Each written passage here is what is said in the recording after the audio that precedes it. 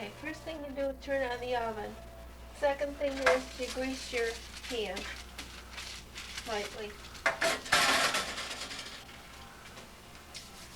The second thing is you get out the flour and sugar.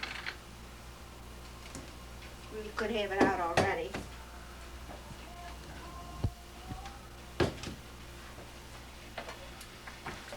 They tell me you don't need to sift anymore, so it's 2¼ cups of flour.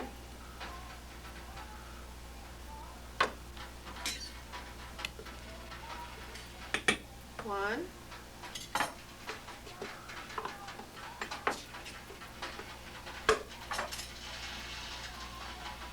2 1/4.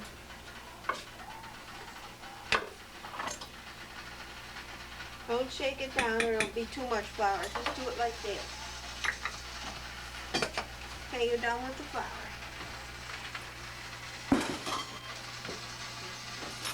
1 teaspoon baking powder, level.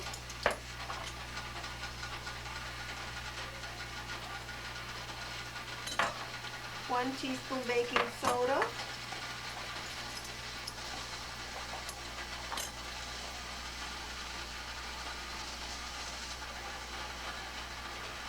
1 And it calls for a 1/2 teaspoon of salt, but I don't like that much salt. I think a quarter.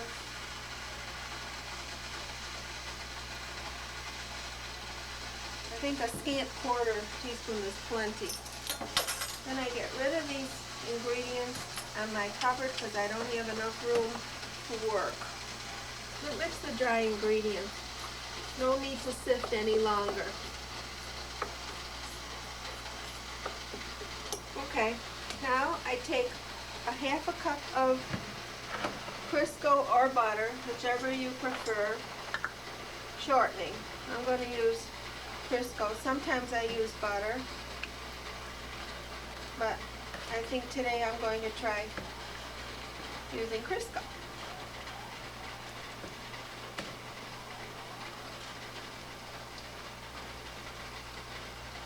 Crisco is supposed to make a higher cake. Well, we'll see.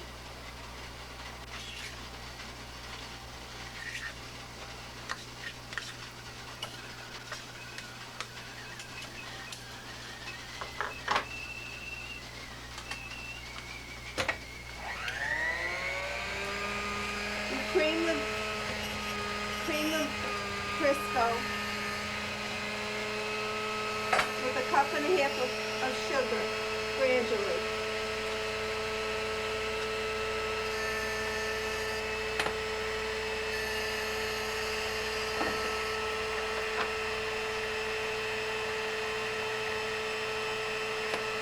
Sort of scant.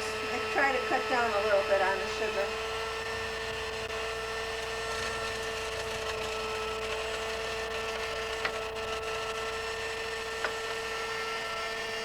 I'm done with the Crisco, so I'll get that out of the way so I'll have more room to work.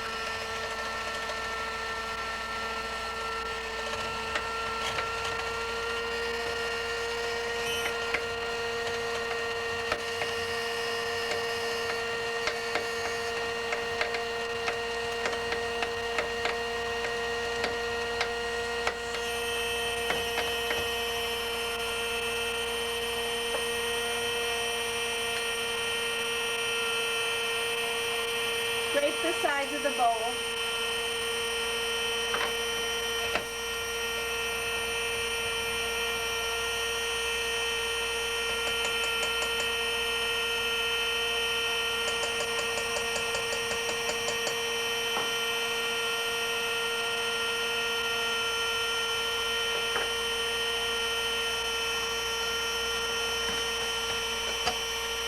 Get rid of the sugar.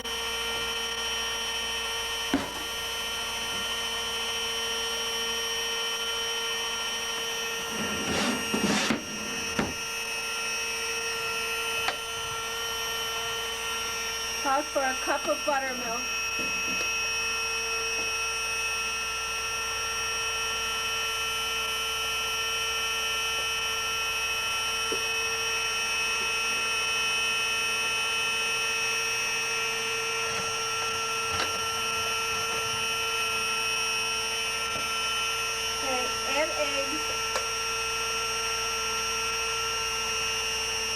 house are well-beaten eggs, but they beat up in here.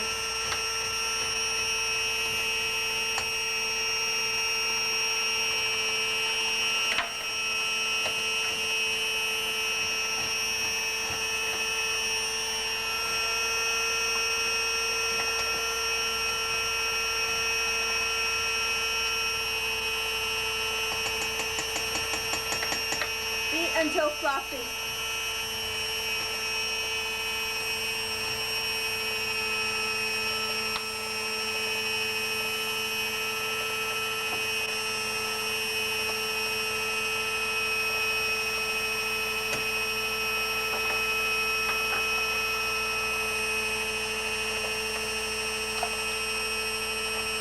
Half cup cocoa.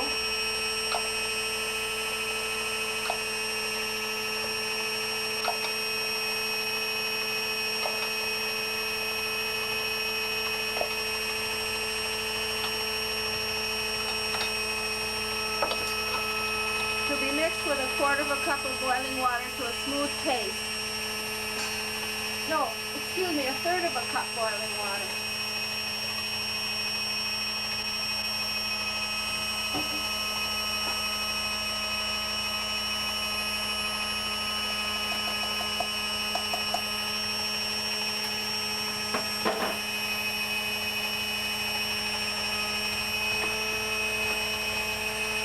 One teaspoon of vanilla.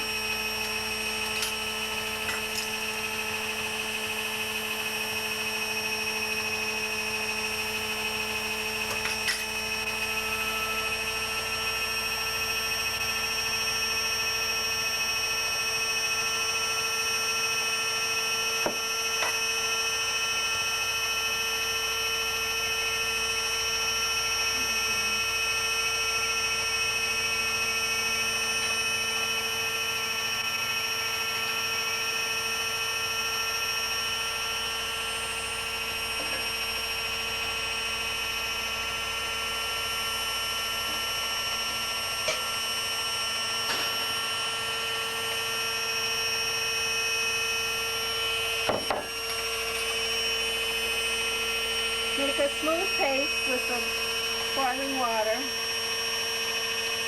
Boy, that smells good.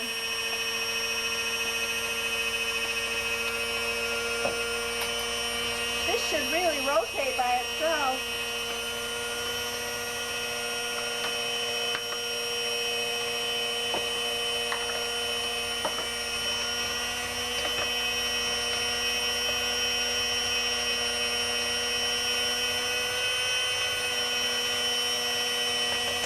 Add flour alternately with buttermilk. Beating after each addition.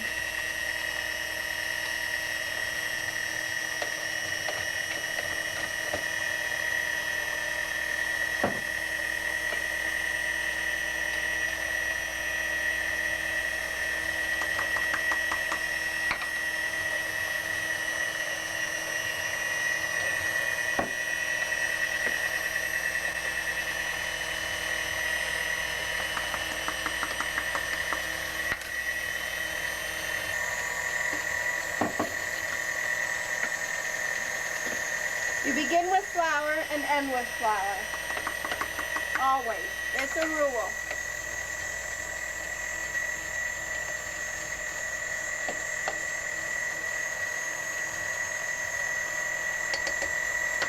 This is the old-fashioned way to make a cake, called the creaming and the alternate adding of the liquid and the dry ingredients.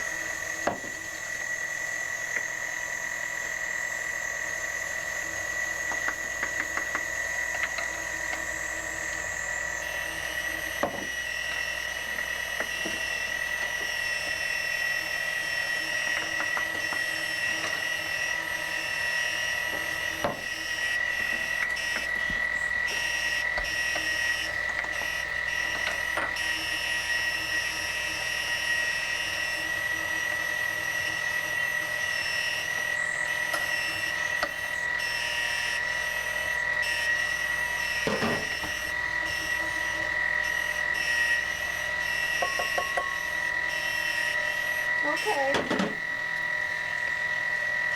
Now you're ready to add your chocolate paste.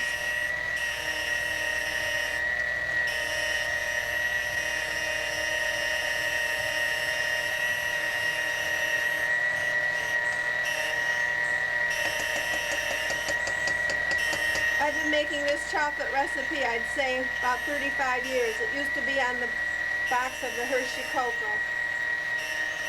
It's called chocolate fudge cake.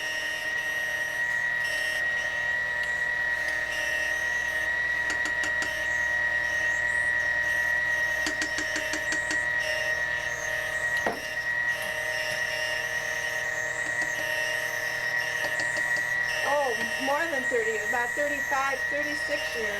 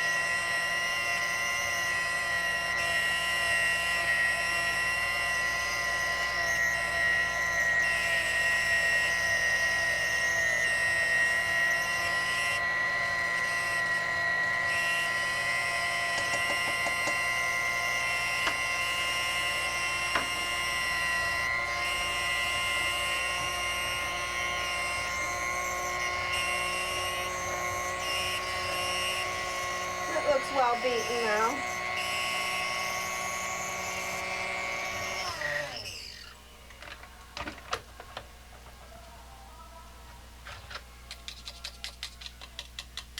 I save the beaters for whoever's around that likes to lick them,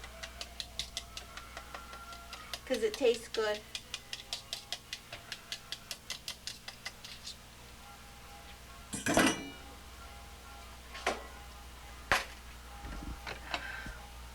This happens to be a 13 by 9 pan, but you can make it in 2 9-inch layers or cupcakes. It makes 24 cupcakes.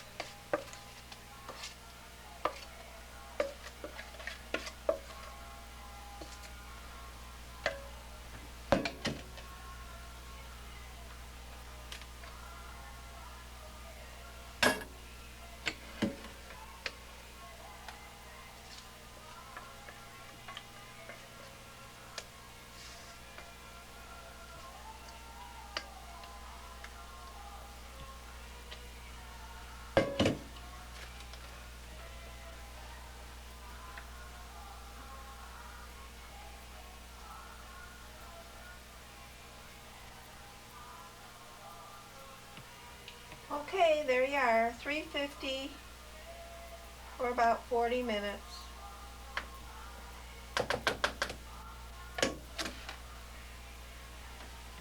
Preheated oven.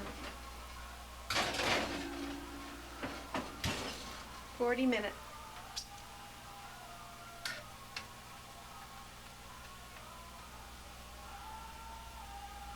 Okay. Here's a copy of the recipe.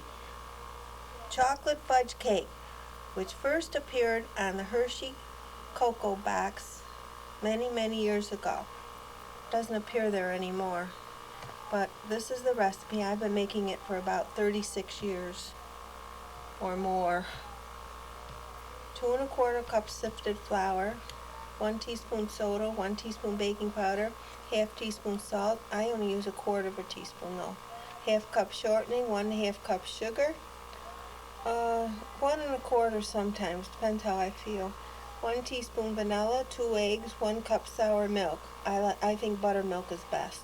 1/3 cup hot water, 1/2 cup Hershey's Cocoa.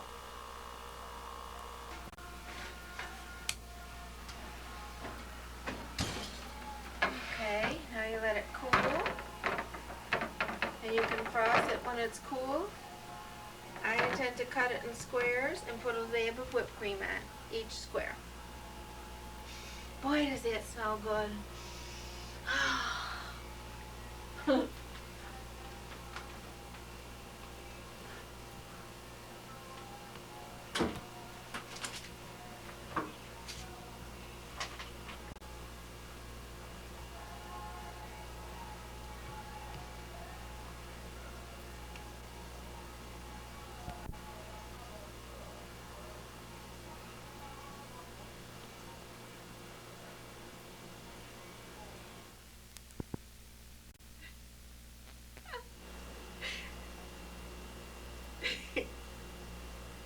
I don't think I can do this out. I was laughing too much, Howie. Okay. Is this on now? Can I start? Good afternoon. Good afternoon.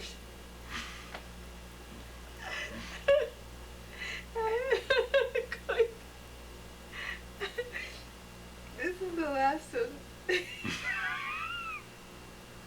I'm giggling. This is the last.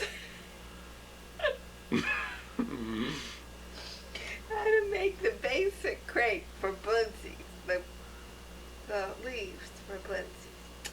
First, I take 1 egg. Dump it in.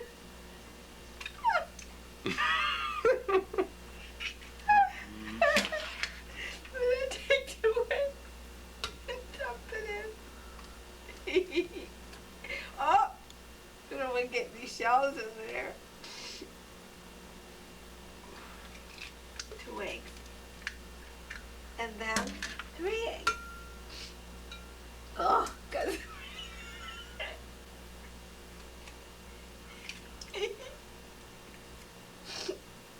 3 eggs. And a cup of milk. And a 1/4 cup of oil. I don't know if I have a 1/4 cup here. If we don't, we're going to have to get some more.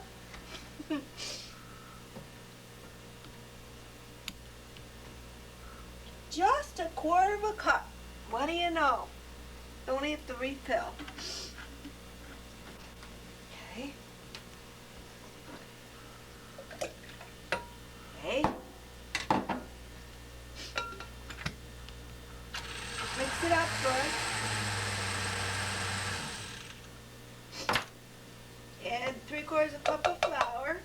Did I mention a 1/4 teaspoon of salt? I forgot. And mix it up good.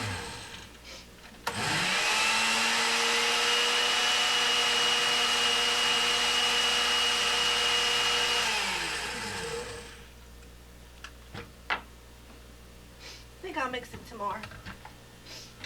Oh boy. I'll take off my glasses. They're bothering me.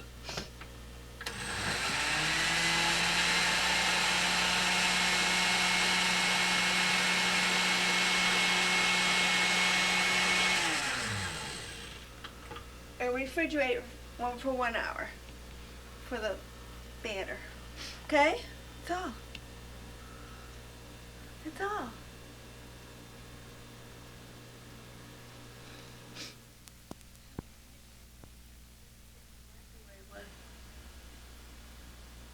Wait a minute.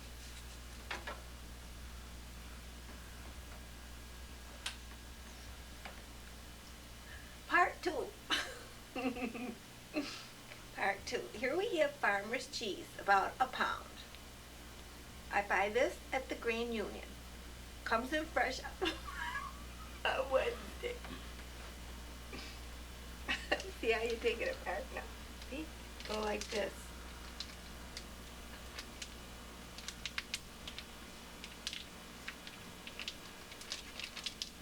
I think I better get a scissors. Okay? This is farmer's cheese, suitable for cheese bunsies that I get up at the Grand Union.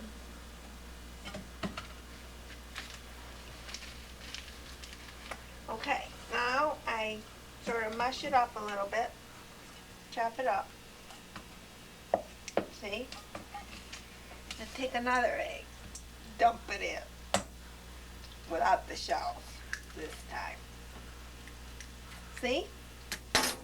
Mixing the egg.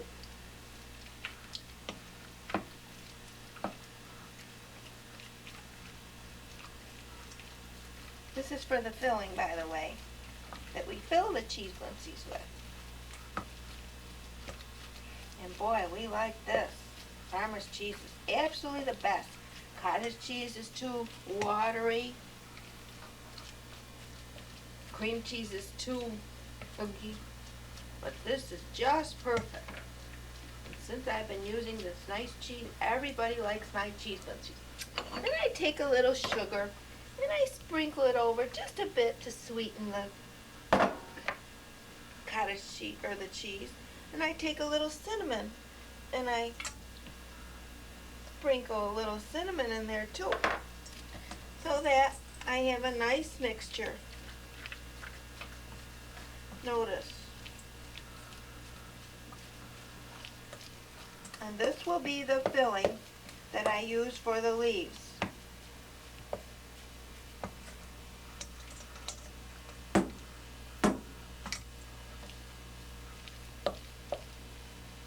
See that nice fresh cheese? She got it in on Wednesdays. Wednesdays they get in the cheese fresh, she told me.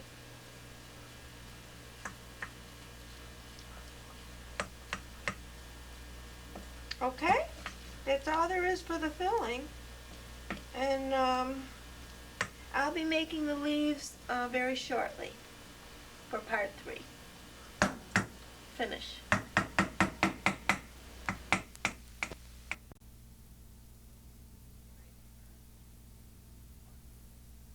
Start. This is step 2. This pan has to be real hot, almost smoking, or else it'll stick. I take a little oil and I go around like this. Oh, I have to get the batter.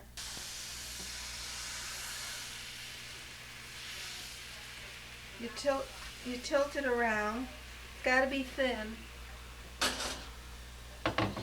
Let it fry. Excuse me. Till it's brown on one side. When it's brown on one side, I dip it out.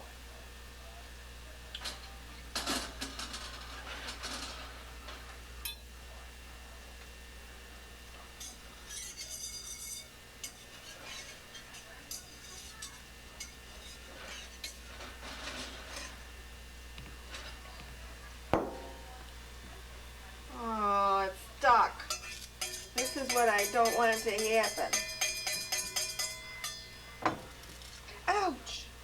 I'm cooked. Oh, we'll try again. We'll grease it again.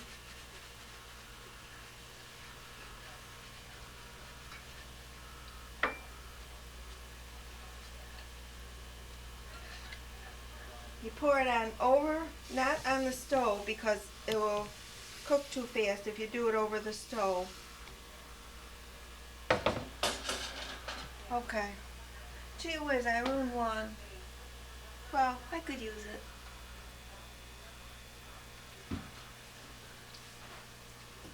If they all stick, then you'll have to do another take.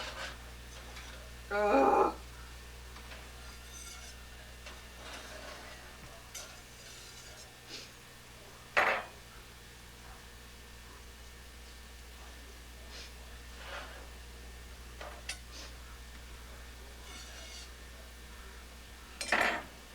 You should get about 12 or 14, 12 to 14 blintsies, leaves.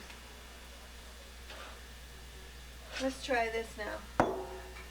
Well, it should be a little browner.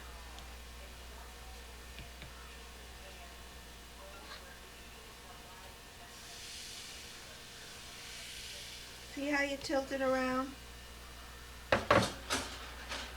Okay, that could have been a little browner.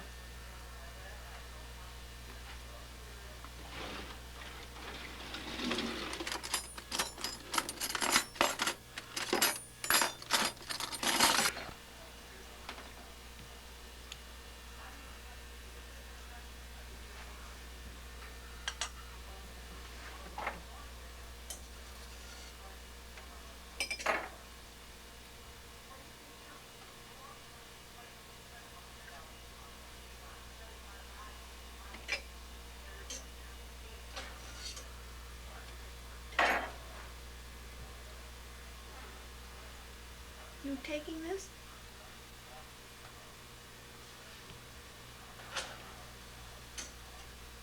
Try that. Well, it still could have been a little brown.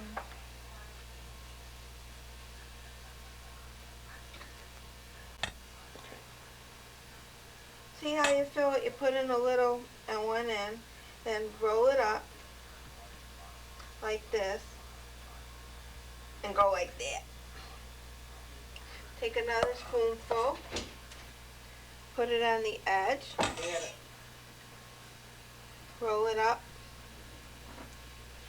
like this, and go like that. Continue doing this in such fashion until you have them all made. See? See how I do it? Just like that. Boop.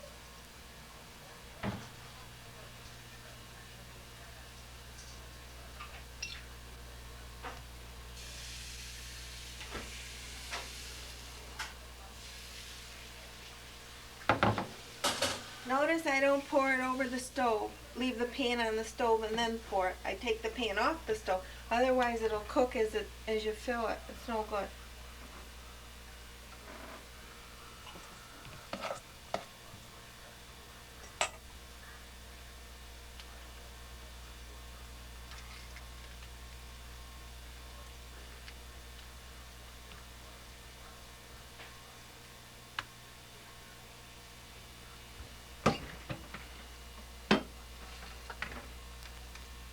Oh well. Ready? Okay. You continue doing this in such a fashion until all the cheese is used up and all the batter is used up. If you do it right, you should have about 12 to 14 blintzes. I just made a kind of thick one.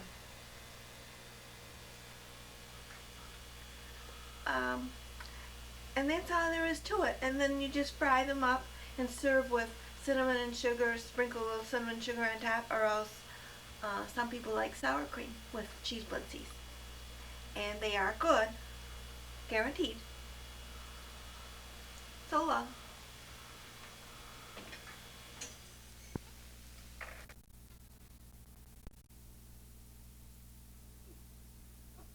Good morning. Good morning, everyone. Excuse me, I have a frog in my throat. This is lesson how to make pot roast chicken.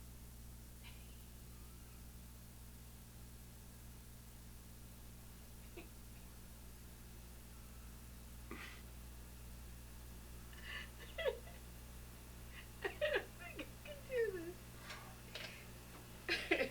First, I cut up one onion, and one carrot, sliced.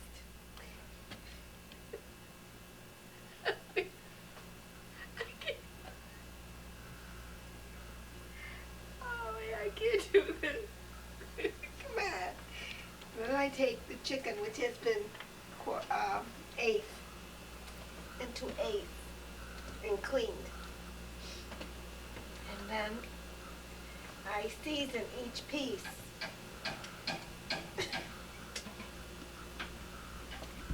I season it with salt,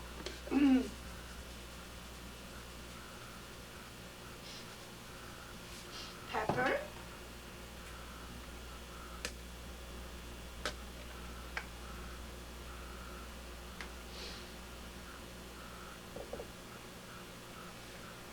paprika,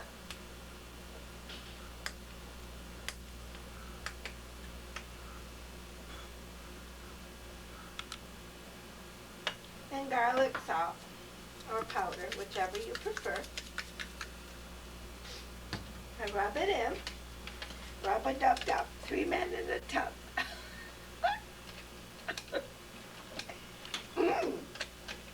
I rub it in like this. We'll get a little flavor. And add about a small glass of water.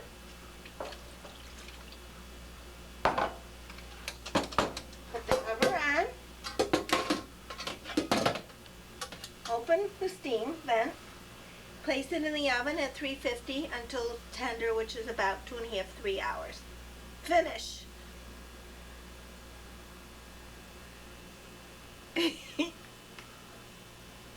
Finished.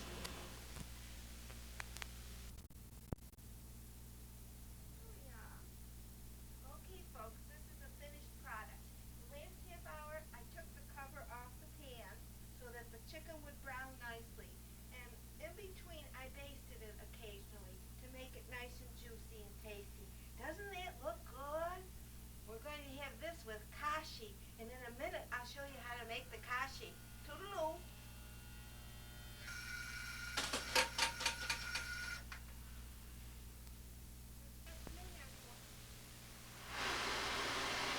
Good afternoon, everyone. We're going to make kashi this afternoon. Take one slightly beaten egg. See? 1 cup of buckwheat groats. I like the medium granulation. You dip it into the egg, and mix it around so that the kashi is coated with the egg.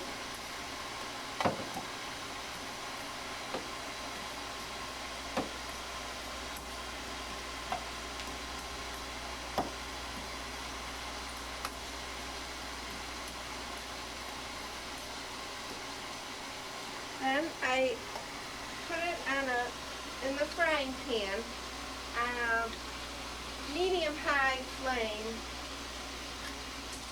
to dry it. In the meantime, I'm boiling up water.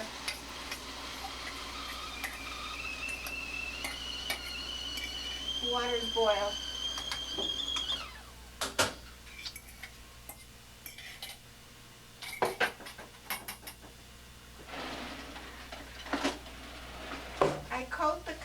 I dry the kashi on the high flame, medium-high flame.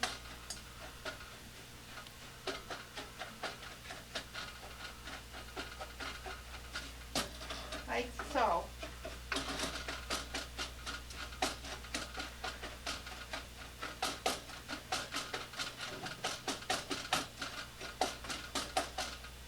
Actually, the directions are right on the box. You really don't need this. But I dry it like so.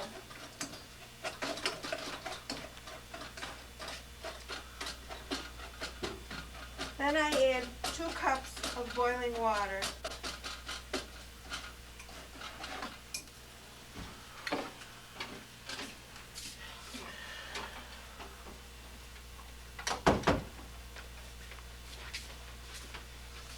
One cup.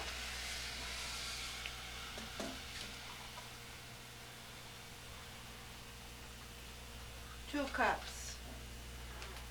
I add a little mazola oil.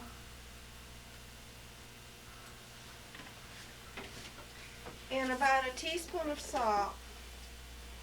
I don't measure it, I can sort of tell how much a teaspoon is. Then I cover it. I mix it just a little bit.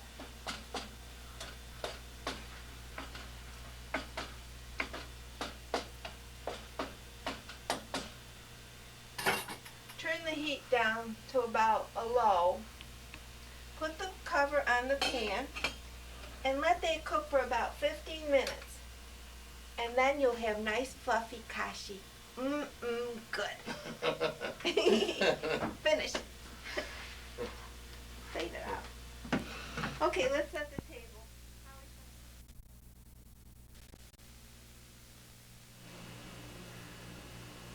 Good morning. Right? Good morning. I'm going to make apple pie this morning. I have about 6 northern spy apples, which I will peel and slice thinly. I don't believe you have to have pictures of that, do you? Slicing apples. Okay.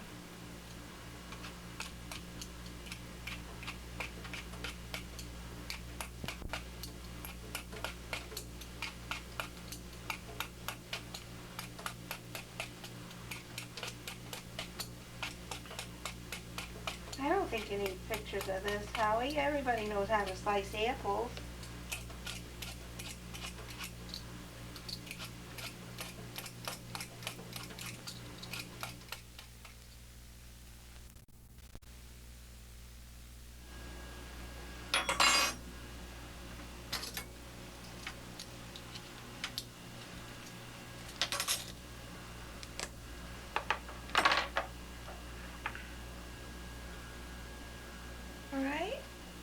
Alright, I sprinkle a little lemon juice over the apples.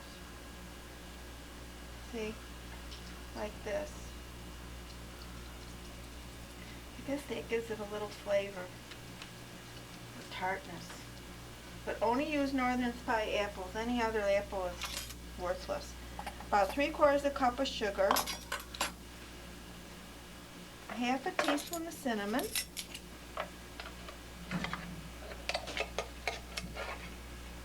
Hope this will reach.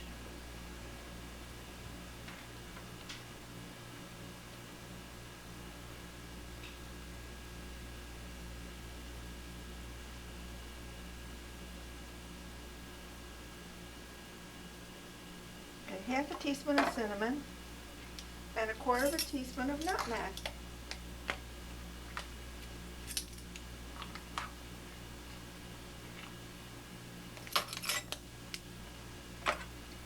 You toss that lightly. Oh, also, you need 2 tablespoons of flour.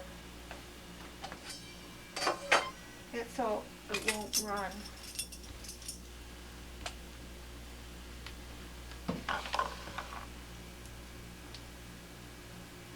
One, 2.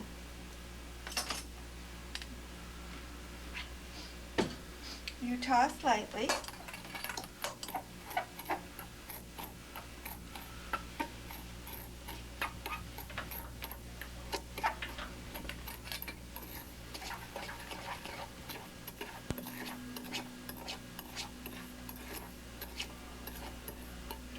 And now we'll proceed to make the crust.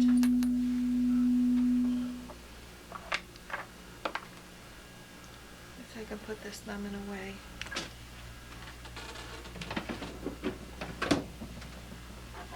I'm done with this. Now the crust. It's 2 cups of flour.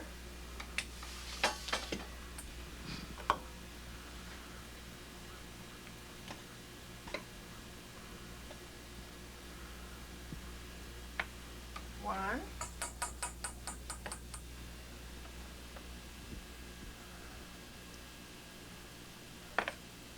2,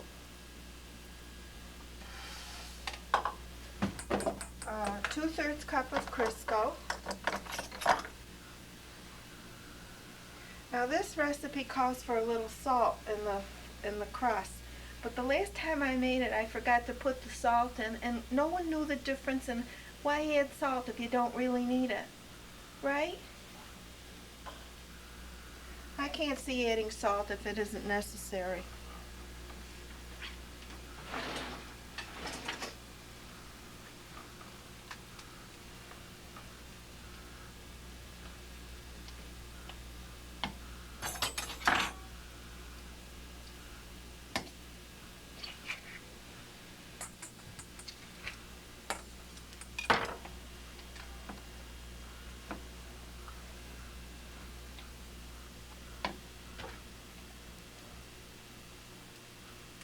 Okay, it's about 2/3 cup of Crisco.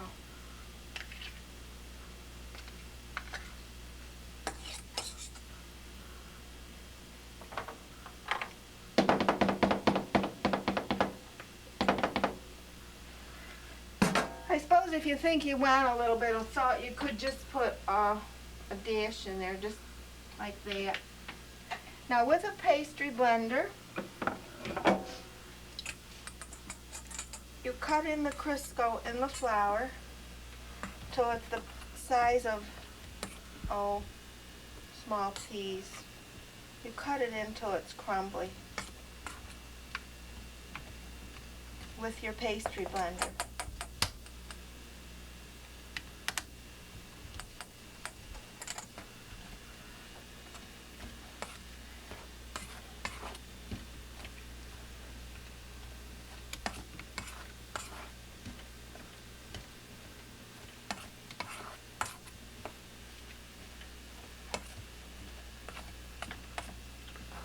the audience. You see how it's crumbly? It's cut in, such as this.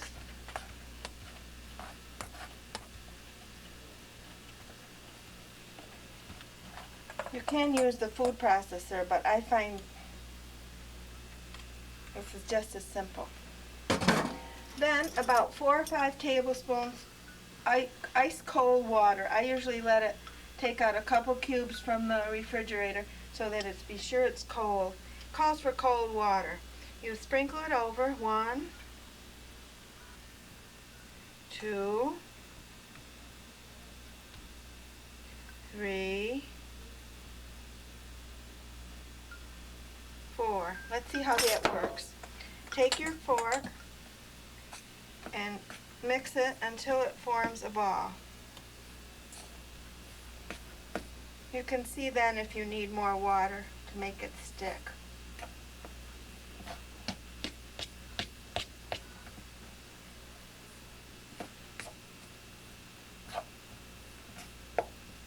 I think I could use another tablespoon of ice water. Okay? It should stick now.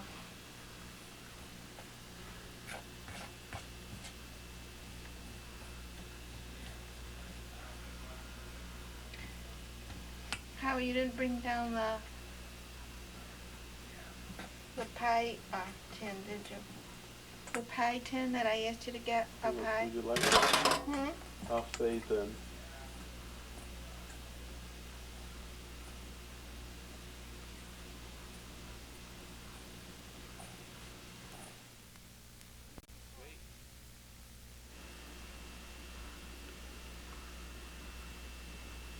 It has to form a ball. See?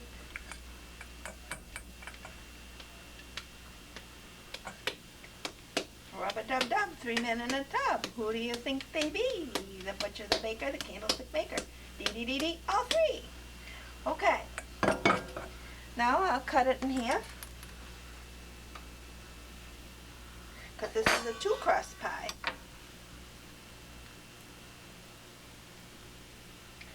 I sprinkle the board. Now it'll probably come out looking like South America.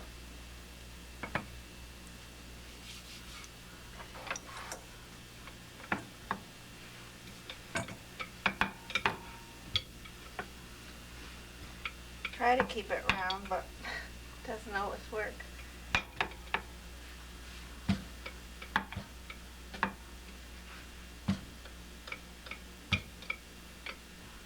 I heated my oven to 4 1/4.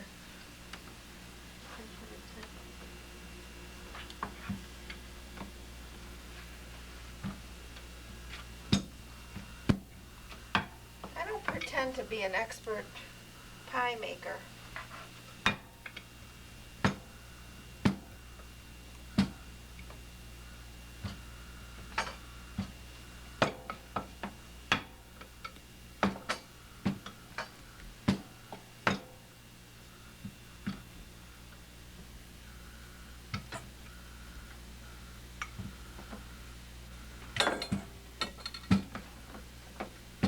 Okay, let's see how this works.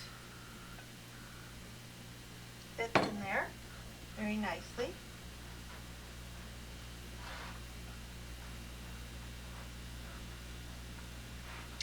Now we take our apples.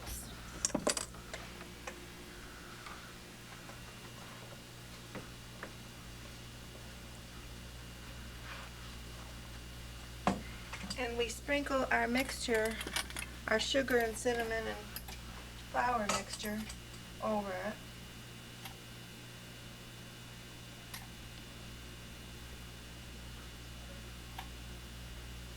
Such as.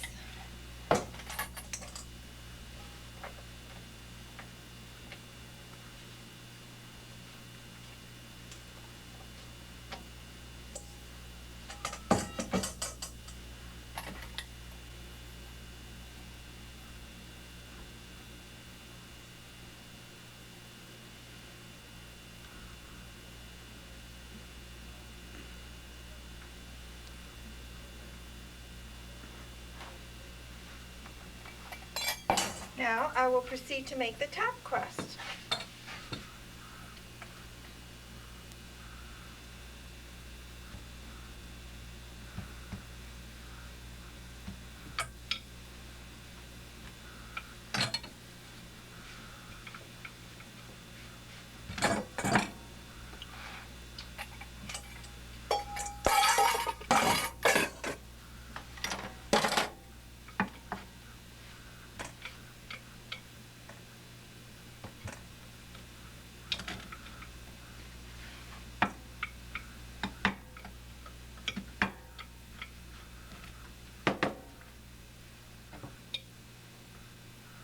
You flour your rolling pin so it won't stick. This looks like it's going to have a little hole in it, but it doesn't really matter because you put a hole in anyhow to let the steam out.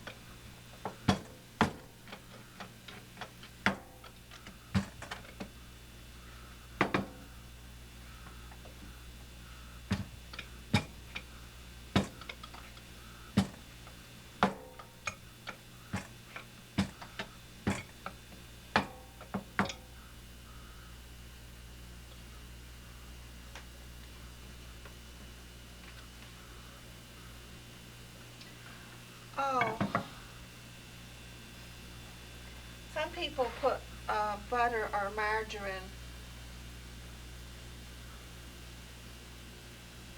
on the apples, but sometimes I do and sometimes I don't. Okay, now when it comes to fluting, I'm not so good at that. I just usually tuck it in and use a fork. Real old-fashioned type of crust. I'm not good at this part. I really could use a lesson on this.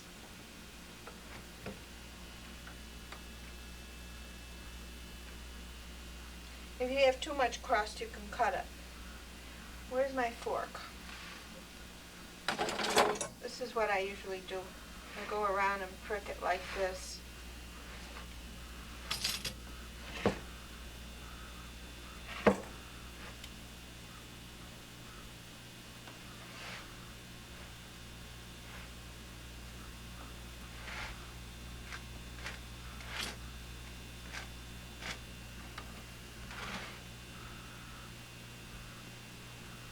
There's a lot better pie makers than I am in this world.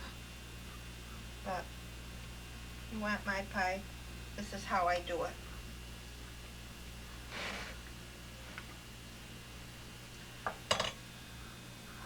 Okay, you have to make sure there's steam vents. This will come out anyhow through that hole.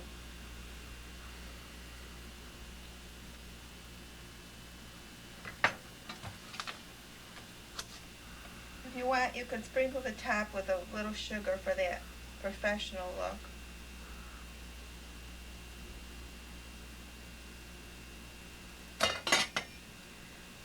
And that's it. You put it in the oven at 4 1/4 for about an hour until it's brown.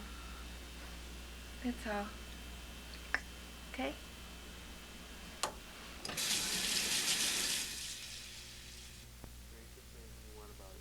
There are many apple pie recipes. To the mic over here.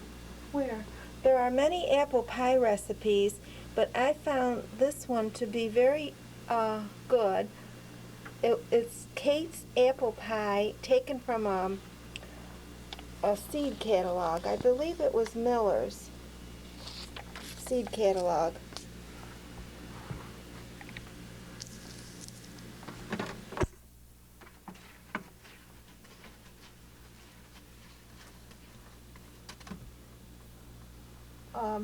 Wait a minute, but I must stress.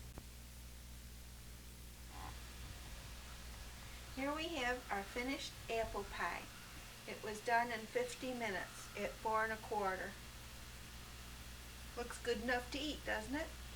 It'll cool in about 4 or 5 hours and be just ready to eat. Thank you. That's all.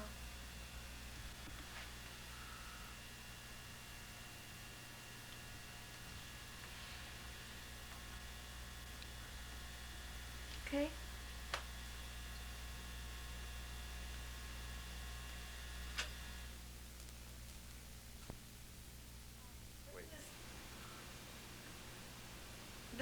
Italian spaghetti sauce, showed to me many years ago by Kay Caruso.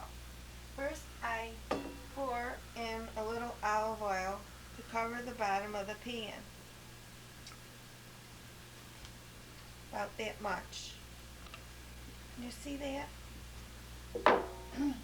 Oh. And then I cut up an onion.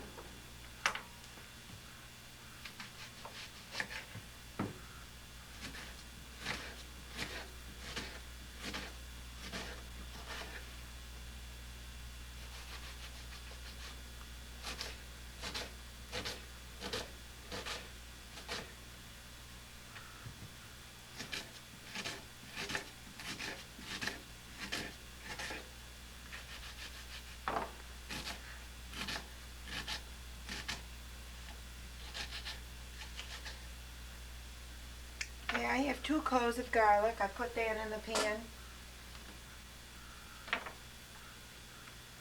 I put the onion in the pan.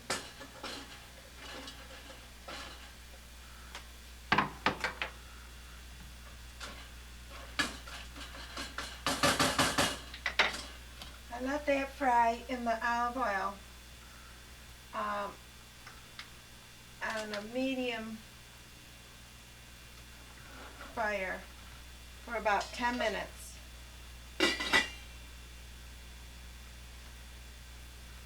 Fade out. Don't waste film on this, frying for 10 minutes. The onions have been frying for 10 minutes. Now, I take 2 tomato paste and empty that into the pan.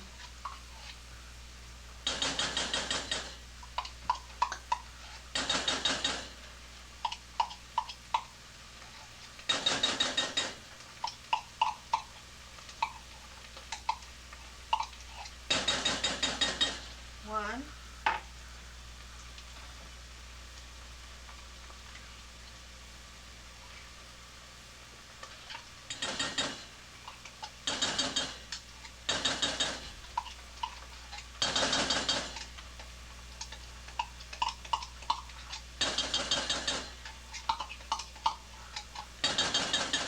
empty it out as best I can. I'll get it all out later. Just spread it around in the pan. And that, the paste and the onions will now fry covered for another 10 minutes. I'll set the clock. All right.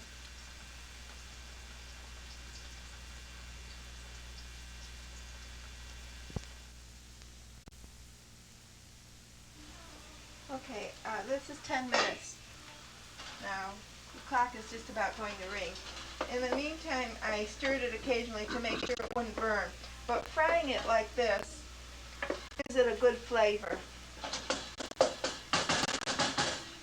The clock's just about going to ring, so I'll turn it off. Then I take a can of crushed tomatoes and I pour them in. Excuse the noise. Then I take those 2 cans of paste and fill each one 3 times with cold water. And cleaning it out as I do that. 1, 2, 3. Pour that water into the sauce. The other one. 1,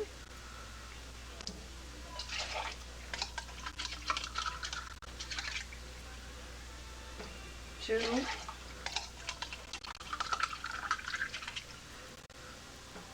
3. Pour that water into the sauce. I now add the seasoning. Salt. I put it on the end of the spoon I think it's about a tablespoon. I don't measure it.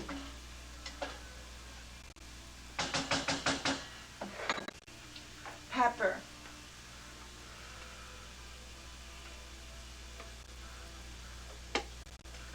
I sprinkle in a little pepper.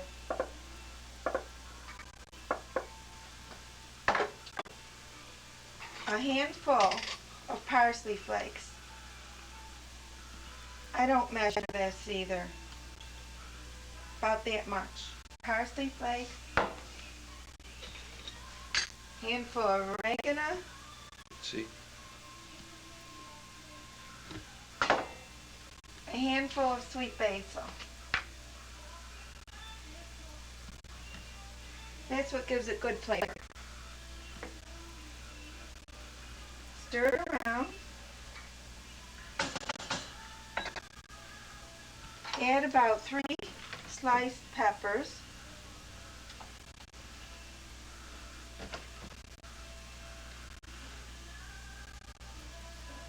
Stir it around.